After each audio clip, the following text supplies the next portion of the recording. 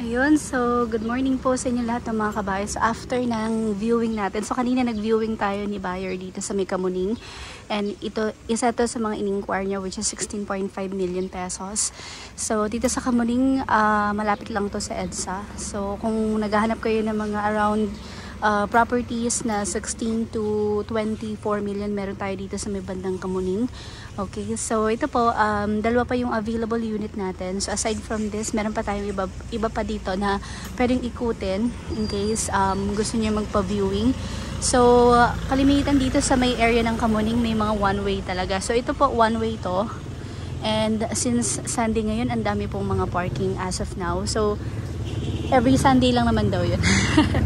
Siguro dahil sa off po ng mga employees. So ito po, pasukin natin yung property. This is 16.5 million pesos. And ang lot area natin dito is 80. Then ang floor natin is around 300 square meters. So ang lawak po dito, mahaba itong property na to. And ito, dalawa yung parking space mo. Maluwag pa yung parking, no? Dalawang kotse yung kasya dito sa parking mo. Tapos may ilaw na, may abang, may pin light, lahat. Tapos may stock room ka dito para lagayin ng mga automotive mo or siguro sa mga shoe rack, pwede rin.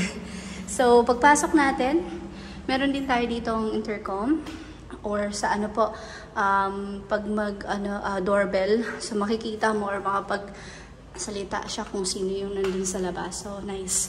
Then, mamaya tayo sa second floor. So, ito po muna. Meron tayong common toilet and bath dito. Ayan. And then, malaki yung kwarto natin dito sa pinakamababa. So, advisable talaga to kay lolo't lola or sa mga kasamahan natin na hindi na kayang umakyat, no? So may CR na rin naman, tapos nandito na rin yung guest room, then may sarili ng cabinet po yung property. So dito naman po sa labas is our laundry area. Ayan. Tapos may dirty kitchen ka dito. Open yan. May emergency ladder and may halaman dun sa may gilid. So, let's proceed naman sa itaas. So, upon turnover naman po, o bago i-turnover po sa inyong mga kabahay, lilinisan pa naman yan, like yung mga side na yan. So, more on na lang naman yung retouching po, no? Ayan. So, let's proceed po sa second floor. So, sa second floor, nandito po yung ating living area. Ang lawak. Living area. Ang ganda ng na to. Isa to sa mga nagustuhan ko dito na property sa Kamuning kasi yung layout, yung floor plan ba, ang ganda ng pagkakahati. So, this is your living area. Tapos may balcony ka dito. Ayan. Balcony mo. Kasama na po yung ilaw dyan. No? At, ito pa. Ito yung sinasabi ko. Dito yung part ng inyong dining. So, 6-seaters, 8-seaters po. Kasyang-kasya dyan. Tapos, ito yung ating kitchen. Diba? May abang ka na para sa refrigerator mo. Tapos, may microwave ka na. Oven. Ayan. So, ready na po. May range hood na rin. So, kompletong-kompleto. And, ang cute ng design, no? Green. Then, nagko-complement siya sa kulay ng property. So, dito naman po tayo sa ating common toilet and bath. So, lahat ng toilet and bath no, may shower enclosure. Even dun sa pinakaunang toilet and bath na nakita natin.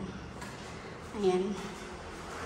So, let's proceed po sa itaas. Sa third floor. So, sa third floor, dun naman po yung ating mga rooms. So, check natin. First room, ito. Malawak din yung first room, no? So, ganun din. May sariling cabinet. Yung ating first room. Okay. Tapos, meron tayo dito common toilet and bath. Same pa rin. Grabe ang init, oh. Mainit po ngayon sa labas. Then, meron tayo dito balcony sa likod. Ayan. And then, let's check dun sa ating master bedroom. So, sa master bedroom, ito yung iyong toilet and bath. Yan. Nag-iba lang tayo. Dito sa master, meron ka shower. Yan. Okay. And then, ito po, sorry. Ito po yung ating master bedroom. Malawak din po. Any size ng bed. King, queen size. And, mas malaki yung iyong cabinet. Yan. Yung kanina, double lang door. Ito, 3. Sarado natin to. 1. Tapos 2. Ano ba? Ganyan. Diba? Tapos dito. Ayan. Tapos ayan. Diba? So, 4 po. 4 yung doors mo dyan. So, let's proceed naman sa pang-4 na room. Na floor. Which is, meron ka dito sa pang-4 mo na floor na family entertainment space. May open space ka pa dito, which is really nice. At least may pwede kayong maggawa ng home theater. Yan, diba? So, last room. Ganito kalawak. May sariling cabinet. So, siguro kung may mag-guest kayo or pwedeng office area, may sarili ding common toilet and bath dito sa pinaka-itaas. And ito, may balcony ka dito. Ayun. Nice. Okay na okay ito So yun mga kabahay, kung gusto nyo makita ng personal yung property, let me know po. Huwag nyo kalimutan mag-subscribe. Konting-konti na lang, 40,000 na tayo. So,